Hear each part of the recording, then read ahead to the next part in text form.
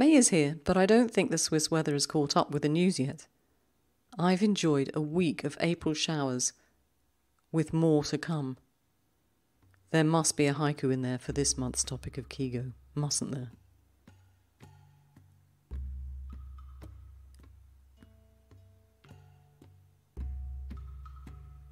Hello and welcome to episode 9 of the 4th series of the Haiku Pea podcast. Haiku from the island and with realism. You'll understand what I mean in a little while. Thank you to everyone who sent me emails and messages to celebrate our 100th episode.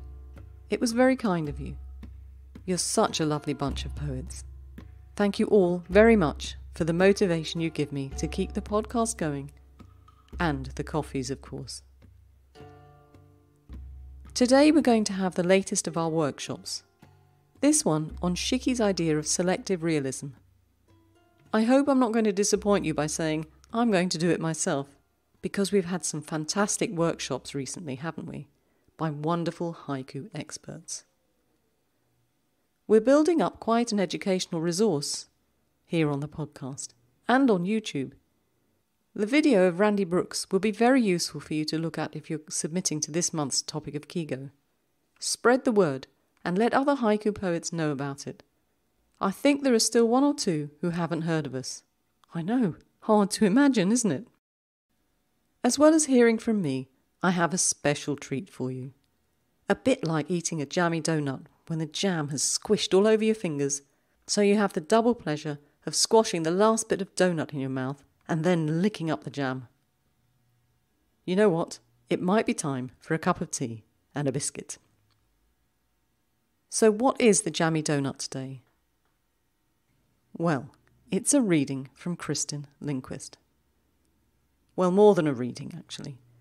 We had a chat, which you'll hear, and then she's going to take us for a little walk round an island that's very special to her, and then give us some haiku tips. I hope you enjoyed the journey as much as I did, so do please listen to the end. I think it'll be worth it. Kristen, thanks to you, my bucket list has got even longer. But before we continue, let me just remind you of a few things. The current submission topic is Kigo, so you can write up to 10 haiku with a seasonal reference, anything that takes your fancy. But don't forget your deadline is the 20th of May, midnight Central European time. So you do still have a bit of thinking time available. I'm very happy to say that this month, before she heads off to lead her bird walks, Kristen is joining Jim and Robert and myself as part of the editing team. Let's keep her busy. Thank you for all the great feedback you've been giving to the Spring Journal. There was such a lot of new bits and pieces in it. I was really quite nervous about publishing it. And what would be really amazing is if you could go to Amazon and give us a review. It might even feature on the back cover of the Summer Journal. Now, something that comes up every time I publish the journal. Some of you write to me to ask, is your work in it? I always let you know in your acceptance email which podcast and journal your piece of work is going to be in. Please, please make a note of it. If you don't know where your work has been accepted, how can you be sure that you're sending journals fresh and original pieces of work? If your work is duplicated in various journals, that might cause a problem for everyone concerned. Now, let's get on with the workshop. The next section of the podcast I'll put up on YouTube so you can read the slides.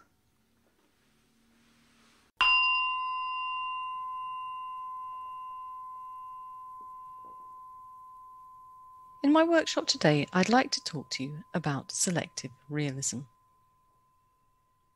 It's a technique that was articulated by one of the Japanese masters, Masaoka Shiki, in the late 1800s, early 1900s. I've spoken about Shiki before in weeks 21 and 24 of the Haiku Pea podcast, but I'd like to revisit him today. Many people think that he speaks only to the beginner poet, But if you study him, you'll find that he does have advice for the poet as they advance in their experience of haiku. And that's where I'd like to go today. I'll give you a very brief overview of the man himself, intertwined with a bit of historical context, so you can perhaps understand the environment and influences behind his thoughts. Then I'd like to get into the 4 principles of Shiki and selective realism. Masaoka Shiki, or Shiki as I'm going to continue calling him, was born into a samurai family and a Japanese society which was undergoing immense change. In 1868, just after he was born, Japan was opened up to the Western world. So he was of that generation of Japanese who became exposed to new ideas and philosophies, which were prevalent in the West at that time. Perhaps I'm overgeneralizing, but I'll say it anyway. This is the time in Japan when the old ways were becoming redundant and rejected, but as yet there were no new. Nothing set in stone. There was, so to speak, a cultural vacuum. Now Shiki left home around the age of 16 to move to Tokyo to further his education, eventually commencing studies in philosophy. There is speculation that initially he wanted to be active in the formulation of foreign policy in this new Japan, but he realized perhaps not the extent of his illness, but that he was ill and therefore would not be able to follow his desired career. He switched to studying literature and determined instead to have some influence in the formulation of the future of poetry, and in particular tanka and haiku. This still didn't motivate him as a student. He didn't finish his education. I won't hypothesize as to why not, but he threw himself into his self-study of haiku and tanka, and much like Basho, went on a walkabout. At this point, the idea of sachet, the sketch of life, was really percolating through his mind. Shiki was not immune to the conflict between the old and the new societal values in Japan. Despite his desire to be a poet, he also felt the need to be a soldier, a samurai, and go and fight in the First Sino-Japanese War, and yet, because of his illness, he really couldn't. He applied and reapplied for a position as a journalist until eventually he was accepted and sent to China. He found himself in terrible living conditions, which worsened his illness, and as we know, he never did recover. When he came home from the war, he threw himself back into haiku and tanka, becoming involved with the journal Hototogisu, the Cuckoo, writing essays on haiku and tanka and creating thousands of haiku, many of them while bedridden with his illness. Now, before we go on, let me read you one of my favorite of his poems, translated by Yuzuru Miura. Spring day, a long line of footprints on the sandy beach. It's a very simple sketch of life haiku, written without adornment, and yet there are layers to it, aren't there? I think I can detect a sense of Yujin as well as Sabi. Now, let me tell you about Shiki's 4 principles or states of haiku development. The first, sachet, or sketch of life, selective realism, imagination, and truthfulness. Almost everybody has heard of sachet, or a sketch from life.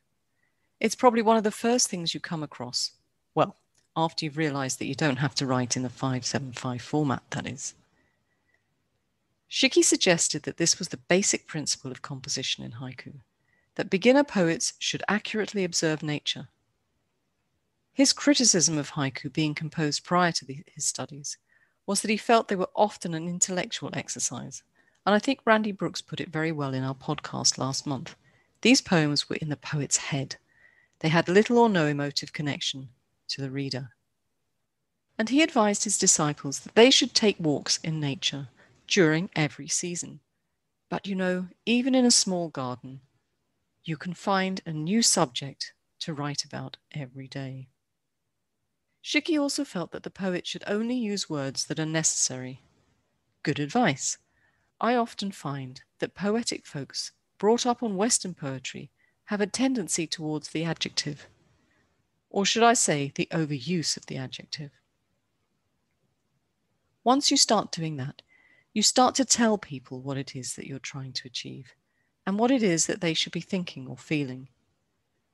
When you edit the words down so you really only use the necessary ones, you give your reader the information which they can use to fill the blanks, to feel their own emotional response, to come up with their own story, and make the poem their own. There has been criticism that such poems can be bland. Shiki himself said that if a poem is too realistic, it's prone to be commonplace and lacking in surprise. It's a fair point, but surely that's the result of us as poets not creating a work that is exciting or interesting. Perhaps we're inexperienced, perhaps we've not put enough effort into finding the right words, and so our poem is very blah. Or maybe as readers, we don't put enough effort into discovering the layers within a poem. However, it is possible to create a poem that works, just using sketch from life. Shiki himself quoted this example from Basho, which in this instance has been translated by Makoto Ueda. The wild sea extending over Sado Isle, the river of heaven. The wild sea extending over Sado Isle, the river of heaven. I don't know where that is, but it doesn't stop me transposing the image to something I do know. Perhaps in my case, I would be sitting by the local lake, which in German are called See and spelt like sea. The wind might be blowing and creating quite a stir on the lake, and the sky will be clear of everything except the moon and the stars, and in the distance I would see white snow-capped mountains over which the Milky Way extends. Now in this next stage, selective realism, we have evolved as poets, and much like Shiki himself, we understand that not every real scene can be made into a poem.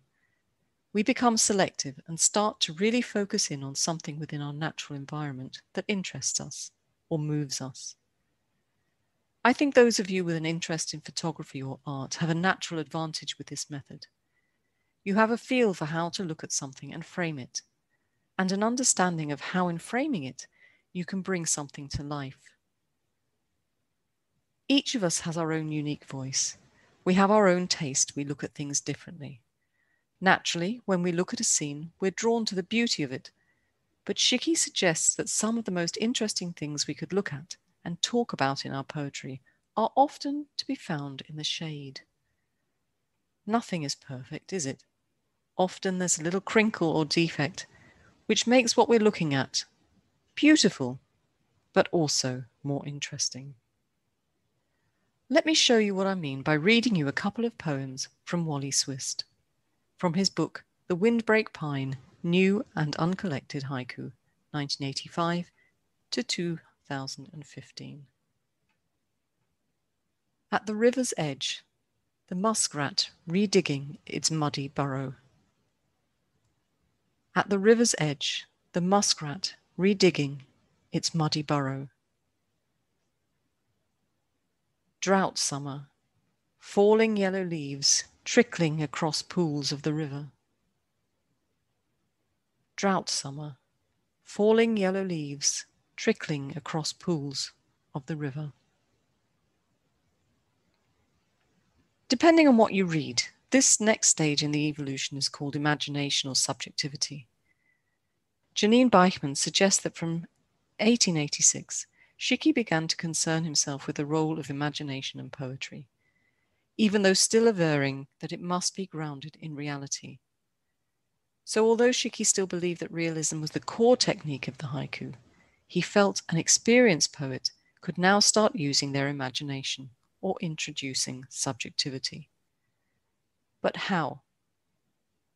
Donald Keene, writing in The Winter Sun Shines In, speaks of subjectivity. At times, the artist will change bit by bit the placing of objects in the actual features of the landscape, Or he may even modify the actual landscape by subjectivity, bringing in things not present in the view before him. But as an experienced poet, you will be able to create authentic haiku, by which I mean you won't stray into fantasy. But therein lies a topic for another day.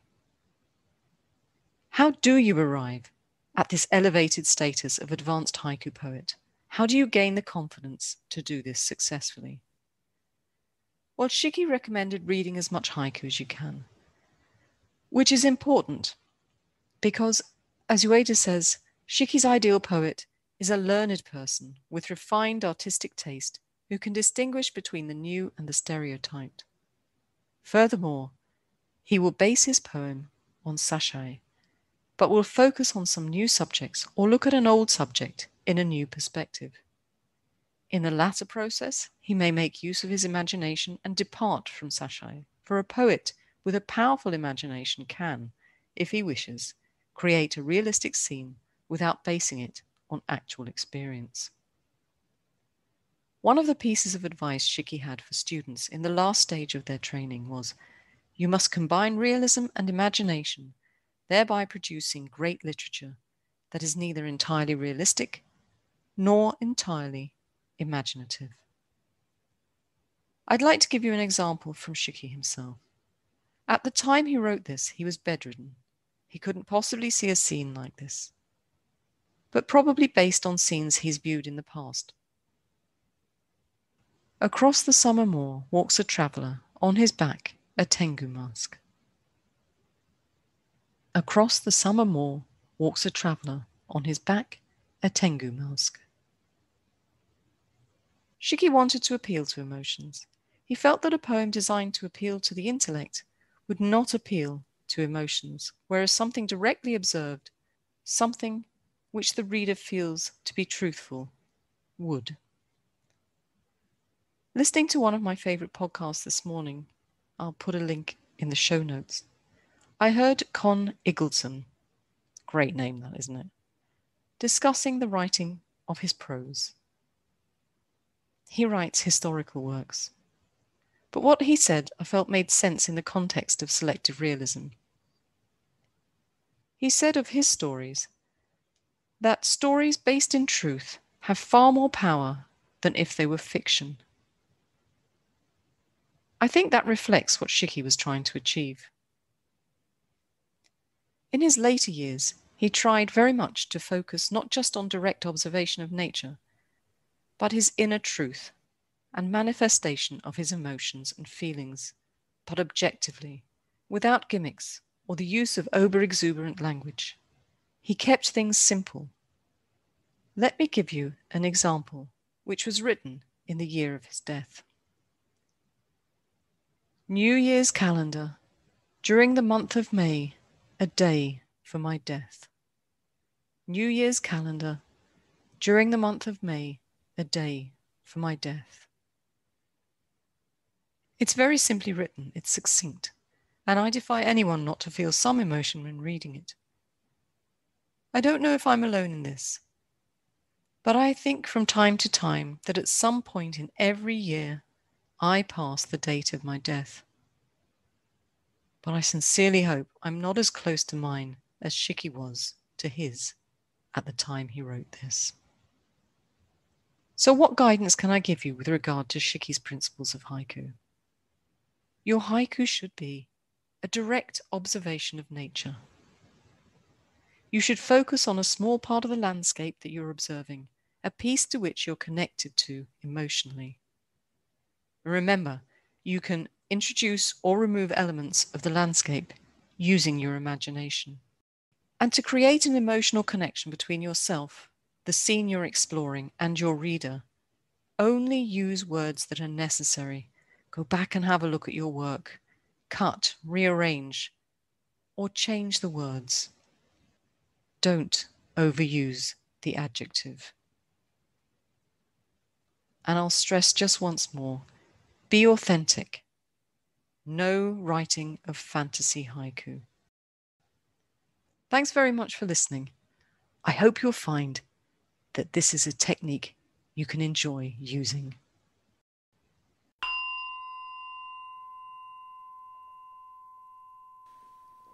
I hope you enjoyed that little workshop. I have to admit, after months of hearing from other wonderful experts, I was very, very nervous doing it.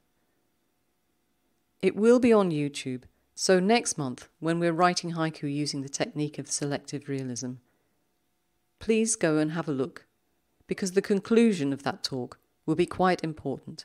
It details very much what the editing team will be looking for in submissions. And next we have what I hope is a lovely treat for you. Kristen Lindquist is talking to us. As I said to you earlier, we're going to have a chat, get to know her a little bit. Then she'll take us on a journey around her wonderful island. And then, at the very end, give us a few tips to avoid common haiku mistakes. Let's hear what Kristen has to say.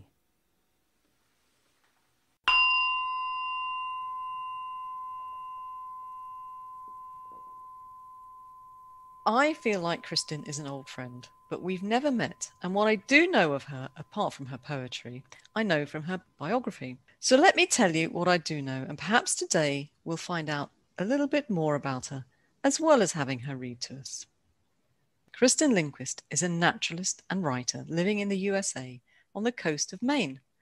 Her published works include books of poetry, Tourists in the Known World, New and Selected Poems, which is available through Kristen's blog, details in the show notes, and Transportation. She also had, until recently, an ongoing natural history column in her local paper, the Penn Bay Pilot. Maybe you'll see her in print again after the pandemic. She's written a daily haiku blog for the past 10 years and occasionally teaches haiku workshops. She was co-winner of the Snapshot Press e-Chapbook Award in 2020, and her book will be out sometime this year, but as yet hasn't got a title, so Kristen will let me know when that's out, and I'll make sure that I tell you all about it. And she'll be included in New Resonance 12, which is Red Moon Press's anthology for emerging writers, also out this year. I think that's quite a big deal, but we'll come to that in a little while. Kristen comes from a writing family. Her husband is would you say, is it a criminal or a thriller? How would you describe it, Kristen? Crime novel. And I finished one of them this morning, and it was dedicated to you, Kristen. Yay! Poacher's Son by Paul Dorian. It really is very good. But before we get to know more about Kristen, let me read you some of her work. This is from her blog in February 2021. Snow and blue sky, my feet don't touch the ground. Now, Kristen, I was intrigued by this one. I read it just after a walk that could have inspired it, up in the hills around my home. Lots of blue sky, and there's something about a February sky here in Switzerland that I love. And deep, deep snow. And I have my own feeling about why your feet don't touch the ground in the poem. But I wonder, can you tell me what inspired you to write that verse, if you can remember? Oh, yes. Yeah. I wrote it at work. I had gone out to check the mail. And when I was walking back into the office, the sky was just so incredibly blue above the snowy lawn. And it was just, transcendent. It was like, oh, this is so beautiful. This is a moment. And then also was thinking about the literal aspect that when you're walking on snow, it was crusty snow, you're not actually touching the ground. You're literally above the ground for a while. Yeah. So it's a combination of, recognizing that aspect of it and the transcendent moment of just that deep blue, beautiful, beautiful sky. What we call a bluebird day. Is that? I have no idea what they call it here, but it's just, maybe it's the same sort of blue that you had, but it's just so gorgeous and deep and such a contrast to the whiteness of the snow. I just love it. Hate the snow, obviously. I don't like the snow, but I'm glad you told us that. I pretty much had it pegged, I think. I was thinking, again, walking on crusty snow, not being able to touch the ground, and then metaphorically a bit like walking on air because of the beauty of the whole situation you found yourself in. Exactly. And then I found another one. It was from July 2020, but apparently it's in the spring edition of the Akitsu Quarterly. So I'm not the only editor who appreciated it. Summer heat. sitting perfectly still for a hummingbird. I've never seen a hummingbird. Obviously, don't get them over here. But what I love about this is the tension of the excitement in the way you've put it together. And when I read it to myself, not out loud, but when I'm reading it internally, I've noticed that when I get to the end of it, I've stopped breathing because I'm so intent on watching the hummingbird with you. I think that's such a lovely poem. Thank you very much for that one. Thank you. Now, you describe yourself as a naturalist. What does that mean to you? I guess what that means for me is I've always considered myself a lifelong student of nature, and sort of hand in hand with that, I've also always just had this urge to share that with other people, to help them be excited about nature and to want to learn the names of the other living things that are sharing this space with us. You know, obviously my focus is on our community here in coastal Maine, but yeah, I just that's what I'm interested in. That's what my focus is on, and I like sharing that with other people and getting them interested in it. And I know you have, going back to the hummingbirds, you have a special passion for birds. Haiku and birds are my two big passions in life. So, well, I've been interested in birds since I was a kid. I had a grandmother who was very nature oriented. She and my grandfather moved to Maine from New York City area back in the early 60s, sort of back to landers, and had a farm on the ocean, an organic farm. This is just when organic farming was sort of becoming a thing. She always spent a lot of time with me out in the woods and just taught me how to use field guides and that sort of thing. So from an early age, I've been interested in birds. In the past, I guess 25 years or so, have sort of ramped up that interest, and just all of our vacations are birding vacations. I lead a lot of bird walks in the spring and spend a lot of time birding in the spring and fall during migration. And yeah, birds are my thing. I thought so. I heard a little bit about you on the Cleveland's podcast. They made a point about the birds too. So birds were with you from a very young age. What about haiku? When did that come into your life? Well, I think we all wrongly learn about haiku when we're learning about syllables in grade school here. So, so that's when we learn about, 575 syllables makes a haiku.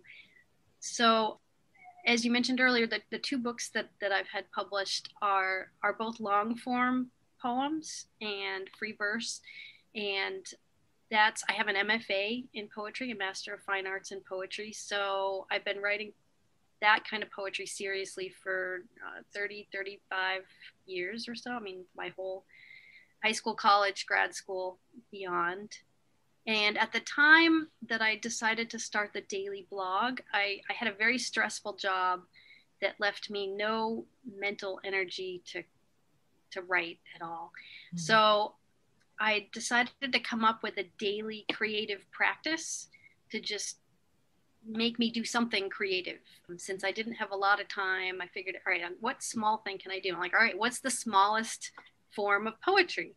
Oh, 575. I can come up with 17 syllables a day. So in fall 2009, I started writing a haiku a day. Well, what I thought was a haiku a day. Really, in retrospect, several years of those early posts are really just 17 syllable short poems. But I was getting there. And then at some point in the middle there, reconnected with a poet friend of mine named Peter Newton, who is the co-editor of Tiny Words and an amazing haiku poet. But I only knew him as a long poet. I don't even know how to describe long form poetry, a non-haiku poetry poet, and ran into him at a writer's conference. And I said, what are you doing with your poems these days? I haven't seen any for a while. And he said, oh, I'm all about haiku now. And I piped up and said, oh, I'm doing a haiku blog. And so he very kindly and patiently and gently introduced me to the contemporary English language haiku and what that was all about. And it was really a revelation. Like, it's not about syllables, it's about so much more. And I got just completely wrapped up in the contemporary haiku world and what makes a haiku. I don't even remember what sparked this question. You were asking how I got into haiku. How you got into it, yeah. It's a long story, apparently. So I credit Peter Newton with that introduction to what was really going on in this sort of microcosm of contemporary haiku. And he actually accepted my first haiku. He took one from my blog and got me started and introduced me. I attended, I believe it was the last haiku circle, an annual haiku gathering in Massachusetts that he helped coordinate, and started to meet in person haiku poets. And then I joined a haiku group and went on from there. And it's really, I don't even write other poems anymore. All I'm focused on is haiku and haibun. I was going to ask you if you'd given up writing other forms of poetry, but there you go. Yeah. I mean, if something comes to me, I will work on it. And I still do readings of other poetry. But yeah, my passion is with haiku. You said you've been writing what possibly you would not recognize as haiku now that you've got so much more experience, but you've been at it since 2009, you said. And yet you are now being recognized in New Resonance as an emerging writer. And I wondered, because you are very experienced, and when I think of you, I think of an experienced poet and someone who's really good at their craft. I wondered how you felt about being thought of as an emerging writer. Oh, well, thank you for thinking that, Patricia. I really do think of myself still as an emerging writer. I mean, I still feel like a newcomer to this world. I think it's been, maybe 4 years or so that I've really been trying to do it right. Okay. And yeah, just, I feel like, I'm just starting to be regularly published. I don't know, maybe I seem sure of myself because I have that other poetry background. So writing and submitting and that sort of thing is sort of a natural thing for me, and doing readings. But yeah, I still feel like I'm new, still getting to know who people are and the traditions and the history. And yeah. Yeah, I'm in the same boat as you, really. So I understand where you're coming from on that one. Now, I know you occasionally give haiku workshops, and I wondered whether you could give us some idea, if you can think of common mistakes that beginners or people who come to your workshop make. Well, hopefully they don't make this mistake for long, because I'm pretty upfront about it. But the 5-7-5 thing, a lot of people bring that, preconceived notion to a workshop. So I try to address that pretty quickly. I think the other thing that I've noticed that it's hard for people to transition into with writing haiku is if they've been writing other forms of poetry, it's really hard to move into haiku and not carry that impulse to be poetic with you. Yes. Yeah, I know exactly what you mean. A very sort of Western poetic feel to their poetry. Mm-hmm. Maybe too many adjectives slipping into it. Yeah, wanting to tell just a little bit too much, or wanting something to be like something else. And I try to share that understanding about, it's not, something isn't like something else. It is what it is in haiku with what you're seeing. Yeah. And then I you've talked about this before, and you had Ben Ga talking about this before wonderfully. Just trying to keep yourself out of the haiku, which I'm so bad at myself, but I try. It's a worthy endeavor with haiku writing, is trying to keep the ego out of it. I think there are very few occasions when we don't manage to be in the poem itself. Because I know you've submitted this month, that we're looking at, or by the time actually this conversation goes out, we will have looked at No Ego in our haiku. But it's very difficult to keep yourself totally out of it. We're always in there somewhere because we're the person observing the action, the thing we're writing about, but it's keeping it at sort of at hand's length. And I was telling you, I had a chat with Randy Brooks last night, and his workshop will be going out before people listen to this. And hopefully they will have seen some really excellent examples in that as well of sort of no ego haiku. There's some really cracking haiku in that workshop. But you've come along today to give us a little bit of a reading. Thank you very much. And what I like about it, I'm not going to say much about it, but maybe I should just say, let's go to the reading and have a little journey around your territory with you, Kristen, if you're ready. I'm ready. Yes. Thank you. Thank you. Thank you. Every spring I spend, well, I would say every spring and fall, but every spring in May, I spend time on a small island about 10 miles off the coast of Maine called Monhegan. And when we're out there, we joke that the next stop is Europe. And I go out there for the spring bird migration. Mm-hmm. And so for my reading today, I thought I would bring your listeners on a little tour of the island and what it's like in the spring. And I'll just preface it by saying there about 50 people live on the island year round. So very small little fishing village. In the summer, there's some inns for summer tourists, and it's also an art colony. Edward Hopper, Rockwell Kent, Jamie Wyeth has a house there. There's a little art museum. There's very little out there, but there is an art museum, which is a wonderful thing. It's up at the lighthouse. And most of the island has been put into conservation. Mm-hmm. It started being conserved back in the 1950s by Thomas Edison's son, Ted Edison. So there are a lot of hiking trails and just beautiful woods to walk through, and you can walk along the shore of the whole island. So it's really just a wonderful place to explore. Island sunrise, a light already on in someone's kitchen. Island sunrise, a light already on in someone's kitchen.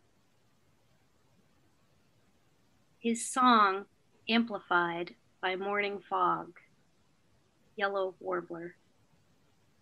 His song amplified by morning fog, yellow warbler. Island farm, the irregular foghorn of goats.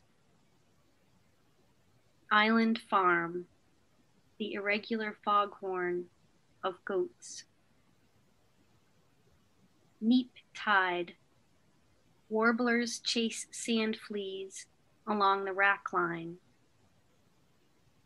Neap tide, warblers chase sand fleas along the rack line. Puffs of pollen, a warbler's passage through the spruce. Puffs of pollen, a warbler's passage through the spruce.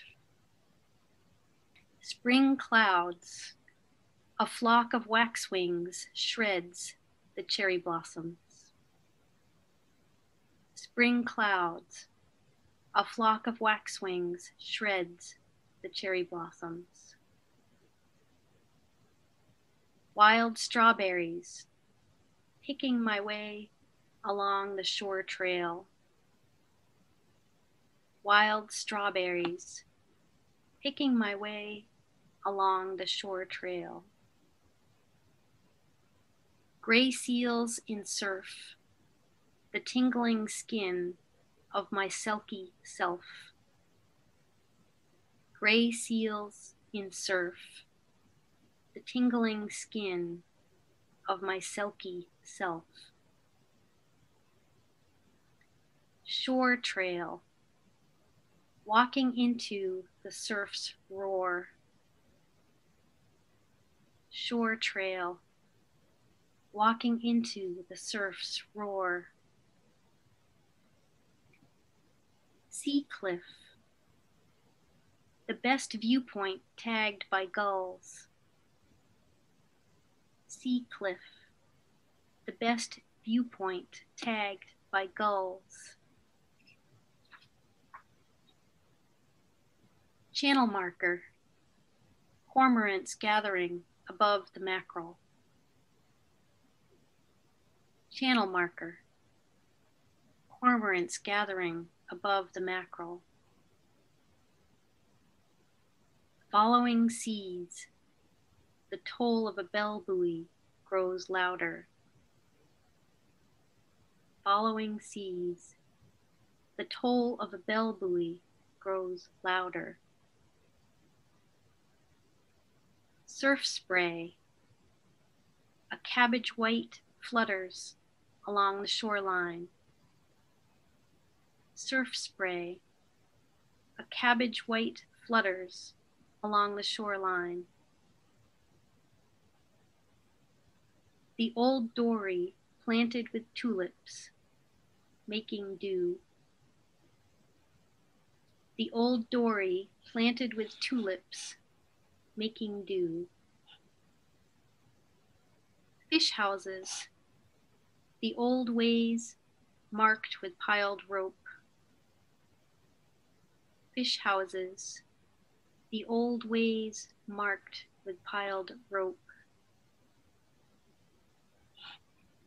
Afternoon rain, porpoises slipping past the jetty. Afternoon rain, porpoises slipping past the jetty. Island graveyard, a view of the sea from every stone. Island graveyard, a view of the sea from every stone. Departing ferry, tossed flowers drift back to shore. Departing ferry, tossed flowers drift back to shore. Bourbon on the rocks, lit from within, island sunset. Bourbon on the rocks, lit from within, island sunset. Thank you. Thank you, Kristen. It was great. I felt like we spent the day walking around the island with you. It was really beautiful. And of course, you finished with something that's special to the Poetry Pea journal. Because, of course, Bourbon on the Rocks, lit from within, island sunset, is in the summer 2020 journal. Thank you very much for putting that one in. I'd also like to acknowledge the wonderful imagery in your poetry. I mean, I could have chosen any one of the poems, but I chose this one just to illustrate how much I love your imagery. I chose channel marker, cormorants gathering above the mackerel. I mean, you could have just told us that there were cormorants above the sea and, you know, sort of a mass of them. But when I read that poem, when you read it to us, I can see so much in it. It's such a vivid picture of the cormorants gathering with the mackerel underneath, and, you know, the noise. I can hear the noise. I can see them. It's just a wonderful vision. And I think all of your poetry has that wonderful element of imagery in it that we can really feel that we're there with you and we can see it. So I thank you very much for that. And thank you. I wondered, because I know you take photographs. Mm-hmm. Does that help you with your poetry? I think it definitely does. I mean, it's coming from the same impulse, you know, mm-hmm. to observe and to record what you're observing and to share that. I mean, haiku is very much about letting in the reader, and which is why we can't have it too full of ego that the reader can't come in too. So yeah, it's part of that impulse to be sharing a particular moment or a particular, you know, when you look at the landscape, what do you choose to photograph? It's just one tiny aspect of it. And as with haiku, you know, when you're inspired to write a haiku, you're not writing about everything in front of you. You're writing about one little corner of the picture, and trying to do so in a way that enables the reader to be there with you and experience what you're experiencing, or experiencing something of their own that honors the the moment. Absolutely. Brad Bennett, I believe, is one of your haiku buddies. Yeah. And he came along to talk to us about sound and musicality in our poetry. And there's another one that I would like to suggest, another one of your work that I'd like to suggest is a super example of this musicality. And actually, I've realized that you and I pronounce one of the words very differently. So I'll read it twice, once in my version and once in yours. I don't think it changes the musicality of it. Following seas, the toll of the bellboy grows louder. And you say it, following seas, the toll of a bell buoy grows louder. And it makes complete sense when I see it in writing and hear your version. But I've been away from England for so long now that I'm not completely convinced I've got it right in my own language. But I just wanted to ask you, because I find this a lot with your poetry as well, that there is a great musicality to it. You seem to get sound so well. You seem to express it so well. Does that come easy? Do you even think about it, or is it just natural for you? Well, thank you. I think because I have a long background of writing other forms of poetry, and poetry is very much about the music, at least the poetry that I write. Mm-hmm. I think it does come naturally, but workshopping one-on-one with Brad Bennett, who really focuses on euphony and sound, has made me more aware of how that can be used to good effect in haiku. It wasn't something I deliberately tried to do in my haiku. Sometimes it would just work out. But Brad has helped me realize that can be another strong aspect of haiku. It's an aspect I really enjoy, and I love reading your work for that. Well, you know what? It's been a real treat to have you here on the podcast. Thank you so much. And I think we know a little bit more about you, and we've certainly got to know a little bit about the territory that you enjoy living in through the reading today. So thank you very much for coming along and doing that. And I'll be sure to let everyone know, as long as you let me know, when the chapbook is out, so we can all go and have a good look at that. I'll let you know. Thank you. But if you can't wait for the chapbook, please go to Kristen's blog, because you're spoiled for choice. There's so much work on there that you'll be there for ages. So I'll make sure that all that information is on the show notes. Kristen, thank you so much for coming along today. Oh, thank you, Patricia. It's been a real pleasure. Thank you. Thank you.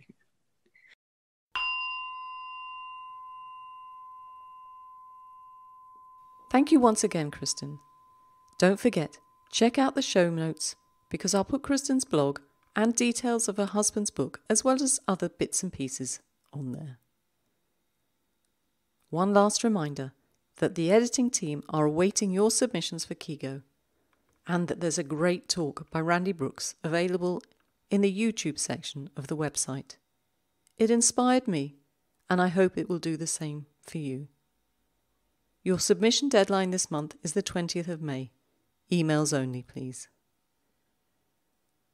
I know I have one essay coming for the summer journal, but don't forget, if you have a burning issue you'd like to write about, or if you have a haibun, please submit them for consideration for the summer journal.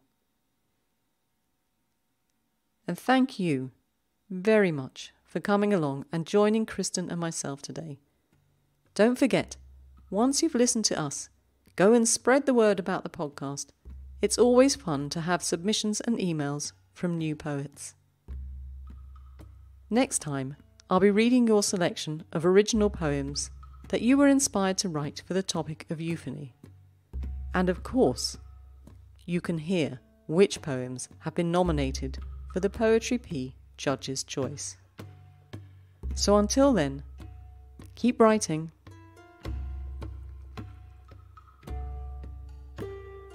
If there's something missing from the show notes, something extra you'd like to know about today's podcast, or you'd like some information on being a community judge, joining the editing team, submitting your haibun or essay, or you'd just like to say hello, send me an email. Ciao!